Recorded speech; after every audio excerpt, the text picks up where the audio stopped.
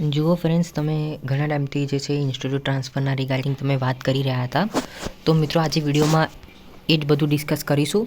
તો આમાં મિત્રો આજે પીડીએફ જે છે એ ગુજરાત ટેકનોલોજીકલ યુનિવર્સિટી દ્વારા આપવામાં આવેલી છે. તો એમાં ઘણી બધી નિયમો જે છે એ બતાવવામાં આવેલ છે કે તમે કયા જેમ કે આપણે વાત કરીએ કે કયા સંજોગોમાં તમે બદલી શકો છો, એની પ્રાયોરિટી શું છે, બરાબર, કોણ આ ચેન્જ કરી શકે છે, અરજી કરવાની કેટલી સંખ્યા હશે, બરાબર, એની મર્યાદા શું છે, પછી પ્રિન્સિપલની શું જવાબદારી છે, બરાબર, મેડિકલનું તમારું સર્ટિફિકેટ શું જોઈએ છે, કયા 3 પ્રકારના નિયમો જે છે એ અગર સેટિસ્ફાય હશે 3 તો જ તમે બદલી શકો છો.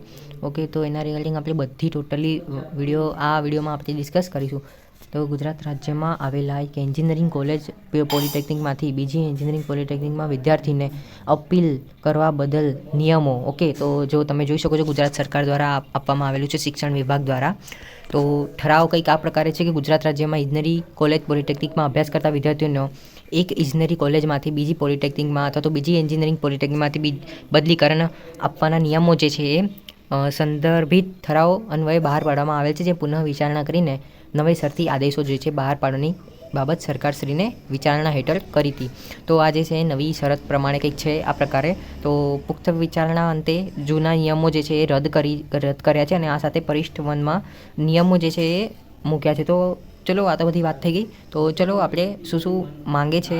ઓકે, શું છે પરિશિષ્ટ વન આવ્યું. તો સરકારી અને ગ્રાન્ટીનેડ ડિગ્રી એન્જિનિયરિંગ ફાર્મસી કોલેજમાં વિદ્યાર્થીઓને આંતરિક શાખા બદલી તેમજ સંસ્થા બદલી અંગેના નિયમો. તો પહેલો નિયમ જે છે એ કંઈક આ પ્રકારે છે કે આંતરિક શાખા બદલી અંગેના નિયમ એટલે કે પ્રથમ વર્ષ અથવા તો બીજું સેમિસ્ટર પૂરું થયા તેમાં મેળવેલ માર્ક્સની મેરિટના આધારે વિદ્યાર્થીઓને અરજીઓ પરથી સંસ્થાના આચાર્ય આંતરિક શાખા બદલી આપી શકશે. એટલે કે તમારું જે છે એ સપોઝ તમે પહેલા વર્ષે હશો તો બીજું સેમિસ્ટર જ્યાં સુધી તમારું પૂરું નહીં થયું હોય તેના પહેલાં તમે આ અરજી છે એ સ્વીકારવામાં આવશે નહીં. એટલે કે જેમ તમે સર્ક્યુલર જેમ વાંચ્યું હશે એમાં મેન્શન કરેલું હતું કે પહેલા વર્ષ અને છેલ્લા વર્ષના વિદ્યાર્થીઓ જે છે, સપોઝ પહેલા વર્ષે વાત કરીએ તો અગર પહેલા સેમિસ્ટરમાં હોય તો એ બદલી કરી શકતા નથી, બીજા સેમિસ્ટરમાં પણ એ બદલી શકતા નથી, પરંતુ બીજું સેમિસ્ટર જે છે એ પૂરું થઈ જાય પછી તમે એપ્લાય કરી શકો છો. અને જો છેલ્લા વર્ષે હોય એટલે કે સપોઝ કોઈનું ડિપ્લોમા જે છે એ 6 સેમિસ્ટર સુધી આવે છે, તો અગર કોઈ છઠ્ઠા સેમિસ્ટરમાં હોય તો એ ચેન્જ કરી શકે નહીં. ઓકે, જેમ અગર બીની વાત કરીએ તો કોઈ 8મા સેમિસ્ટરમાં હોય તો એ પણ ચેન્જ કરી શકે નહીં. ઓકે, કે પછી 7મા સેમમાં પણ એ ચેન્જ 7મા સેમિસ્ટરમાં કરી શકે છે. સપોઝ એ તરત જ 7મા સેમિસ્ટરમાં આવી ગયો હોય, વર્ષ જેમ ચેન્જ થાય એવી રીતે, તો એ 7મા સેમિસ્ટરના વિદ્યાર્થી જે છે એ કરી શકે છે. અન્ય સંસ્થામાંથી બીજા ત્રીજા સેમિસ્ટરની શરૂઆતમાં બદલીને આવેલા વિદ્યાર્થીને આંતરિક શાખા બદલી આપવામાં આવશે નહીં. એટલે કે સપોઝ પહેલાં મિકેનિકલ બ્રાન્ચમાં હો તો તમે એવું વિચાર કરતા હશો કે ભાઈ હું આઈટીમાં લઈ લો, તો મિત્રો એવું નહીં થાય. ઓકે, તો નિયમ 2 કંઈક આ પ્રકારે છે કે વિદ્યાર્થીઓની કોલેજ બદલી અંગે છે. પ્રથમ વર્ષ અથવા બીજું સેમિસ્ટર પૂરું થાય તે દરમિયાન કોઈ પણ વિદ્યાર્થીને બદલી આપવામાં આવશે નહીં. એટલે કે તમારું પહેલું વર્ષ જ ચાલે છે અને બીજું સેમિસ્ટર હજી સુધી પૂરું બી નહીં થયું હોય, ઓકે, તો તમે આ પ્રકારની બદલી જે છે એ કરી આપવામાં આવશે નહીં. ઓકે, એટલે કે જ્યારે તમારે ત્રીજું સેમિસ્ટર લાગશે ત્યારે તમે ચેન્જ કરી શકો છો. ઓકે, સર્ક્યુલર કિક જે છે એ થોડીક દિવસ પહેલાં જ આવી જાય છે. એટલે સપોઝ બાય ચાન્સ એવું બની શકે છે કે તમારું જે છે એ ટર્મ એન્ડ થઈ ગયું હશે સેમિસ્ટર 2નું, કાં તો પછી તમારી જે છે એ ત્રીજા સેમ જે છે એ ચાલુ થઈ ગયું હશે. તો નિયમ 3 કંઈક આ પ્રકારે છે કે ક્યારે બદલી થઈ શકશે. તો જ્યારે વર્ષની પદ્ધતિ હોય ત્યાં બીજા, ત્રીજા કે ચોથા વર્ષના શરૂમાં જ્યારે સેમિસ્ટરની પદ્ધતિ હોય ત્યાં ત્રીજા, 5મા કે 7મા સેમિસ્ટરની શરૂઆતમાં જે છે બદલી શકે છે. કયા સંજોગોમાં બદલી શકે? જો મિત્રો આમાં ટર્મ્સ એન્ડ કન્ડિશન્સ આપી છે કે ભાઈ વિદ્યાર્થીઓની બદલી માત્ર નીચેના સંજોગોમાં કરી આપવામાં આવશે, પરંતુ નિયમ 1 હેઠળ વિદ્યાશાખા જે છે એ વિદ્યાર્થી બીજા કે ત્રીજા સેમિસ્ટરમાં શરૂઆતના સંસ્થામાં બદલી મેળવવા પાત્ર રહેશે નહીં. એટલે કે તમારે જો આ 3 ટર્મ્સ એન્ડ કન્ડિશન છે, આ 3 સેટિસ્ફાય થવી જોઈએ. એવું નહીં કે પછી કોઈ એક જ.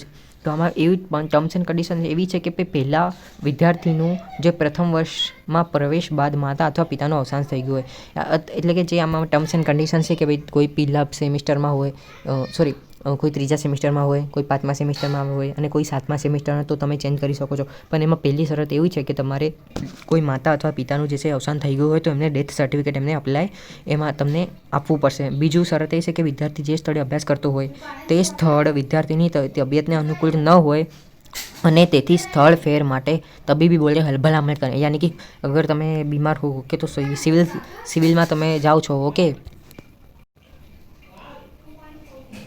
તમારે મેડિકલનું સર્ટિફિકેટ જે છે કે ભાઈ હા તમને આ જે છે, સપોઝ તમે કોઈ ગવર્મેન્ટ પોલિટેકનિક અમદાવાદમાં છો, ઓકે, તો તમને કદાચ ત્યાંનું વાતાવરણ ગમતું ના હોય, તમે વાડે ઘરે બીમાર થઈ જતા હો, ઓકે, અને તમે રહેતા હો ક્યાંક જામનગર બાજુ, તો તમારે એ સંજોગોમાં તમારે જે મેડિકલ સર્ટિફિકેટ જે છે કે ભાઈ તમે હા ભાઈ બીમાર પડ્યા છો, ઓકે, તો એ પ્રકારનું મેડિકલ સર્ટિફિકેટ જે છે એ તમને એપ્લાય કરવું પડશે, આપવું પડશે, ઓકે.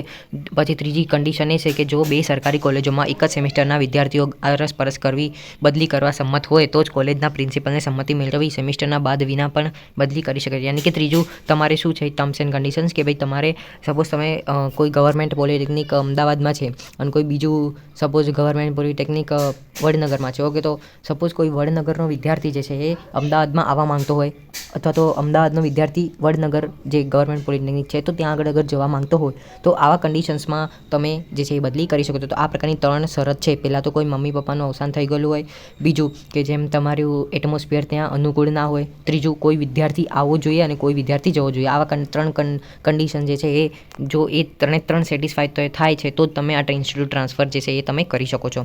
સપોઝ આ 3 કોઈને થઈ જાય છે સેટિસ્ફાય, તો પાંચમો નિયમ એવું છે કે બદલીઓ કેટલી સંસ્થામાં થઈ શકે છે તે અંગે તો કોઈપણ વિદ્યાર્થીમાં જેટલી જગ્યા ભરાય વિના તે રહે તે બદલીના કારણે અથવા તો અન્ય કારણે ખાલી થાય તો ઉપરાંત મંજૂર થયેલ જગ્યાઓના 10% જગ્યાઓ પ્રતિ વર્ષ સંસ્થામાંથી બદલીથી સરકારશ્રીના પ્રવર્તમાન નિયમો તથા AICTEના નિયમોને આધીન રહે તે બદલીથી ભરી શકાશે. એટલે કે તમારે જે છે એ 10%ના પ્રતિ વર્ષ 10%ના એટલું કંઈક સીટ ખાલી રહે તો તમે એમાં ભરી શકો છો. એટલે ઘણીવાર તમે સર્ચ કરો છો મોબાઈલમાં તો કે જે કોલેજ જે છે એમાં તમને જોઈ શકો છો કે તમે આમ મોબાઈલમાં તો જોવો છો કે ભાઈ આમાં સીટ ખાલી છે, પણ ઘણીવાર જે તમે એપ્લાય કરો છો જેમાં વેબસાઇટમાં તો એમાં નહીં બતાડતો. એનું કારણ એ છે કે ભાઈ એમાં 10% સીટ જે છે એ ખાલી રહેતી નથી. નિયમ 6 કંઈ આ પ્રકારે છે કે અરજી કરવાની સમય મર્યાદા તો વિદ્યાર્થીએ પોતાની હાલની કોલેજના આચાર્યને નિયત નમૂના 1 ઓગસ્ટથી લઈને 15મી સપ્ટેમ્બર સુધી જે છે અરજી કરવાની રહેશે. તો આ પ્રમાણે મને એવું લાગે છે કે જો તમે સેમિસ્ટર 2માં હશો ડિપ્લોમાવાળા તો તમે જે છે એ તમારી એક્ઝામ જે છે એ પતી જાય છે, ઓકે, અને આ સંજોગોમાં તમારે સેમિસ્ટર 3 જ છે એ ચાલુ રહે છે. તો આ સાથે નિયમિત ટેકનિકલ શિક્ષણને અરજી કરવાની રહેશે. આ માટે સંસ્થા કક્ષાએ અગ્રતા રજિસ્ટર કરવાનું રહેશે. જેમ મેં તમને પ્રીવિયસ વિડીયોમાં મેં ડિસ્કસ કરેલું હતું કે કઈ રીતે તમે રજિસ્ટર કરવાનું છે, તો પ્લીઝ બંને લિંક જે છે મેં ડિસ્ક્રિપ્શન બોક્સમાં આપી દઉં છું. એક સર્ક્યુલરવાળી છે અને તમારે કઈ રીતે એપ્લાય કરવાનું છે, તો ડિસ્ક્રિપ્શન બોક્સમાં સર્ક્યુલરની લિંક એ પણ તમે જોઈ લેજો અને ધેન કઈ રીતે રજિસ્ટર કરવાનું છે એ પણ મેં મૂકી દીધો છે વિડીયો. આપ સૌને રિક્વેસ્ટ છે કે જોઈ લેજો. અને જે છે એ 16મી સપ્ટેમ્બરે દરેક પ્રિન્સિપલ મળેલી અરજીઓની યાદી જે છે એ મેરિટ મુજબ પાડવામાં આવશે. એટલે કે તમે આ એક તારીખ યાદ રાખી દો કે ભાઈ તમારે 1 ઓગસ્ટથી લઈને 15મી સપ્ટેમ્બર સુધીમાં જે છે તમારે ઓનલાઈન જે છે અરજી કરવાની રહેશે, એવું કંઈક આમાં કહે છે. અને બીજું જે છે એ શું છે તો કે તમારે 16મી સપ્ટેમ્બરે તમારી જે છે એ મેરિટ જે છે બહાર પડશે. એટલે કે તમને ખબર પડશે કે ભાઈ તમે આ કોલેજમાં જે છે તમે જે પણ કોલેજમાં તમે નાખ્યું છે તો એમાં તમે એલિજિબલ છો કે તમે એમાં જાઓ છો કે નહીં, ઓકે, મતલબ કે તમારું કન્ફર્મ એડમિશન થાય છે કે નહીં એ તમને ખબર પડી જશે. ક્યારે તો કે 16મી સપ્ટેમ્બરે. બીજો નિયમ શું છે કે નિયમિત શ્રીને ટેકનિકલ શિક્ષણની તમામ સંસ્થાઓના વર્ષ કે સેમિસ્ટર શરૂ થવાની તારીખો 75 દિવસ પહેલાં જાહેર થાય છે, તેની કાળજી લેવા અને તે કે ચલો આપણા માટે નથી. સમય મર્યાદા પછી કરવામાં આવેલા અરજીઓને ધ્યાનમાં લેવામાં આવશે નહીં. એટલે કે તમે સપોઝ 1 ઓગસ્ટથી લઈને 15મી સપ્ટેમ્બર સુધી અગર તમે અરજી કરી લીધી, ઓકે, તો તમે અરજી નહીં કરી હોય, ઓકે, પછી તમે ઓફલાઈન જાઓ છો અરજી કરવા માટે, તો એવું નહીં થાય મિત્રો, ઓકે. તો આ બદલ તમે ધ્યાન રાખજો. પછી સંસ્થા દીઠ વિદ્યાશાખા દીઠ મળેલી અરજીઓ પૈકીના વિદ્યાર્થીઓની મેરિટમાં ધ્યાનમાં લઈને બદલી કરવામાં આવશે. મેરિટ બહાર નહીં કરશે મિત્રો, ઓકે. જેના વધારે સારા માર્ક્સ હશે તો એ લોકોને એડમિશન મળવાના ચાન્સીસ સૌથી વધુ હશે. નિયમ 7 કંઈક આ પ્રકારે છે કે અરજી મળ્યા બાદ પ્રિન્સિપલની જવાબદારી, જો કે આપણા માટે નથી આવતું વિદ્યાર્થી મિત્રો, તો પણ આપણે ડિસ્કસ કરી લઈએ. અરજીઓ મેળવવાની સમય મર્યાદા પૂરી બીજા જ દિવસે આચાર્યશ્રીને નમૂના 2 મુજબ રૂબરૂ સંબંધિત મેડિકલ બોલને મોકલવાની નિયમને નકલ મોકલવાની આપશે. એટલે કે તમારે જે પ્રિન્સિપલ હશે તો પ્રિન્સિપલ સાહેબને શું કરવાનું, તમારી જે અરજી મળેલી છે એ તમને જે છે એ ઉપર મોકલવામાં આવે છે, ઓકે. માતા પિતાના અવસાનના કારણોસર બદલીની અરજી આચાર્યશ્રીના દ્વારા નિયામક ટેકનિકલ શિક્ષણને મોકલવામાં આવશે. જેમ મેં તમને કીધું કે ભાઈ ઉપર આગળ મોકલવામાં આવશે. તો આ લોકો જે છે પ્રિન્સિપલ શું કરે છે કે તમારી અરજી જે હોય છે એ જીટીયુના હેડ ઓફિસ કાં તો પછી આમાં મેન્શન કરેલું છે કે ગુજરાત ટેકનિકલ એજ્યુકેશન બોર્ડ જે આપણું ગાંધીનગર જે છે તો ત્યાં આગળ મોકલવામાં આવશે. નિયમ 8 કંઈક આ પ્રકારે છે કે મેડિકલ દ્વારા કામગીરી તો મેડિકલ બોર્ડ લોકો શું કામગીરી કરે છે તો એ કંઈક આમાં મેન્શન કરેલું છે કે ભાઈ મેડિકલ બોર્ડે તેમના મેળવેલ તમામ અરજીઓના વિદ્યાર્થીઓની તબીબી તપાસ કરીને તબિયત સંબંધમાં જરૂરી પ્રમાણપત્ર આપશે. ઓકે, મેડિકલ બોર્ડ તમને પ્રમાણપત્ર આપશે જેમાં વિદ્યાર્થીઓને કયા સ્થળો અનુકૂળ છે અને તે કયા પ્રતિકૂળ છે તેનો સ્પષ્ટ ઉલ્લેખ કરશે. જો મિત્રો તમારે મેડિકલનું સર્ટિફિકેટ જે છે એ આવી જાય છે તો તમારે એમાં મેન્શન કરી દેવાનું. એ જે તમારે ડૉક્ટર હશે કે ભાઈ તમારે સપોઝ કયા કોલેજમાં તમને લેવું છે તો ત્યાં આગળ તમને ડૉક્ટર દ્વારા એમનું લખાણ આપવામાં આવશે. તમારે લેવું પડશે એમના જોડેથી કે ભાઈ આ કોલેજ જે છે તમારે અનુકૂળ છે એવું તમે સમજી જાઓ. મેડિકલ બોર્ડે જે તેઓને મેળવેલ અરજીઓના સંબંધે મેડિકલ સર્ટિફિકેટ નિયામક શ્રીને ટેકનિકલ શિક્ષણ ડૉક્ટર જીવરાજ મહેતા ભવન, ગુજરાત રાજ્ય, ગાંધીનગરની કચેરી એડીથી સીધા મોકલી આપવામાં આવશે. ઓકે, આચાર્ય તરફથી અરજીઓ મળ્યા બાદ વધુમાં વધુ 30 દિવસમાં મેડિકલ બોર્ડે તપાસના પ્રમાણપત્રો મોકલવાની તમામ કાર્યવાહી રહેશે. મેડિકલ બોર્ડની કામગીરી સમય મર્યાદામાં થાય તેના લાયઝનિંગ માટે નિયામક શ્રી ટેકનિકલ શિક્ષણ દ્વારા સ્થાનિક કક્ષાએ અધિકારીને કામગીરી સોંપવામાં આવશે. ઓકે, નિયમ 9 કંઈક છે કે બદલી માટે સીમિત કચ્છના એટલે કે તબીબ પ્રમાણે આધારે નીચે મુજબની સભ્યોની બદલી અંગે નિર્ણય લેશે. માતા પિતાના અવસાનના કારણે મળેલ અરજીઓની વિચારણા પણ આ સંમતિમાં આજ સાથે કરવામાં આવશે. ઓકે, આપણા કામનું નથી.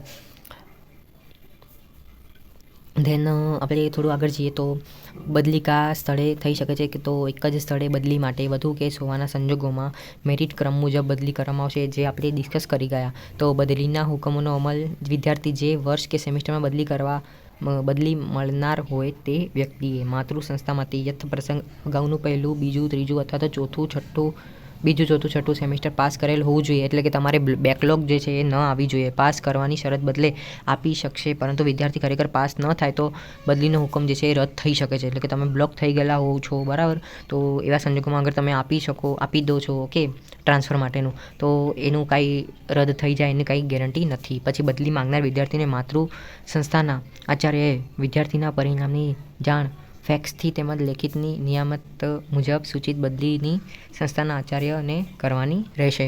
નિયમ 12 કંઈક આ પ્રકારે છે. એક સ્વનિર્ભર સંસ્થામાંથી બીજી સ્વનિર્ભર સંસ્થામાં એટલે કે સેલ્ફ ફાઇનાન્સ ઇન્સ્ટિટ્યૂટથી સેલ્ફ ફાઇનાન્સ ઇન્સ્ટિટ્યૂટમાં બદલી માટે રાજ્ય સરકાર હસ્તક્ષેપ કરશે નહીં. એટલે કે તેમને રાજ્ય સરકાર દ્વારા કોઈ મંજૂરી આપવામાં આવશે નહીં. અભ્યાસક્રમ, પરીક્ષા અને એલિજિબિલિટી જેવી બાબતોને ધ્યાનમાં લઈને વિદ્યાર્થી હાલમાં જે સ્થળે અભ્યાસ કરે છે તે સંસ્થા તેમજ બદલી માંગેલ સંસ્થા અરસપરસ સંપત્તિથી વિદ્યાર્થી બદલી કરી શકશે. નિયમ 30 જે છે એ નિયમોના અર્થઘટનનો પ્રશ્ન હોય તો સરકારને જે છે એ નિર્ણય આખરી રહેશે. કંઈક નીચે તમે જોશો કે ભાઈ વિદ્યાર્થી કોલેજ બદલન અંગેનું ફોર્મ, તો કંઈક આઈ થિંક આ જે છે એ એનઓસી જે કહેવાય કંઈક આ પ્રકારે હશે. આઈ ડોન્ટ નો, બટ વિદ્યાર્થી કોલેજ બદલી અંગેનું ફોર્મ કંઈક આ પ્રકારે છે જે તમારે ઓનલાઈન કોમ્પ્યુટરમાં એડિટ કરવાનું રહેશે. ઓકે, ઉપર લખેલું છે કે આ અરજી લેખિતમાં આચાર્યશ્રીને આપી સાથોસાથ નિયામક ટેકનિકલ શિક્ષણને ઓનલાઈન કોમ્પ્યુટર અથવા ઈમેલ એડ્રેસ ઉપરથી જાણ કરી. જો મિત્રો આ તમને જોતી હોય પીડીએફ તો હું લિંક ડિસ્ક્રિપ્શન બોક્સમાં મૂકી દઈશ, તમે આ ડાઉનલોડ કરી લેજો. તમે જાતે જે છે આરામથી આ વાંચજો. ઓકે, પછી સંસ્થાનું પ્રમાણપત્ર બી તમારે નમૂનો જે છે એ કઢાવી લેવો પડશે. તમે આ જે છે એ વિદ્યાર્થીઓના સંસ્થા બદલેલી નિયમિત સંબંધિત તબીબી તપાસ કરવા બાબત છે આ. ઓકે, તો આ બી તમે જે છે તમારા આચાર્યશ્રી જેમ પ્રિન્સિપલ છે એમ તમારે આપવું પડશે. ધેન આ છે ટેકનિકલ શિક્ષણ નિયામક કચેરી ગુજરાત રાજ્ય, એમાંથી પરિપત્ર છે. ઓકે, વિદ્યાર્થીએ હાલની કોલેજમાં. તો મિત્રો આપણે જે બધું ઉપર ડિસ્કસ કરી લીધું છે તો એ આ પરિપત્ર જે છે તો એમાં બધું એ જ ડિસ્કસ કરવામાં આવેલું છે. જેમ તમે જોઈ શકો છો કે વિદ્યાર્થીએ પોતાની હાલની કોલેજના આચાર્યને નિયત નમૂના 1માં જેમ આપણે ડિસ્કસ કરી ગયા કે ભાઈ 1 ઓગસ્ટથી લઈને 15મી સપ્ટેમ્બર સુધીની જે છે અરજી કરવાની રહેશે. તેના સાથે જ નિયામક ટેકનિકલ શિક્ષણને અરજી કરવાની રહેશે. તો બધું આપણે ડિસ્કસ કરીએ તો આ પરિપત્રમાં જે છે એ બધું મેન્શન કરવામાં આવેલું છે. તો આપ સૌને રિક્વેસ્ટ છે કે તમે એકવાર આ પરિપત્ર જે છે એ એકવાર વાંચી લેજો. ઓકે, તો મિત્રો અગર તમે મારી ચેનલમાં નવા છો તો please do like, share and subscribe. હું આવી તમને જે છે એ રેગ્યુલર અપડેટ જે છે એ પ્રોવાઈડ કરતો રહીશ. Okay, than by.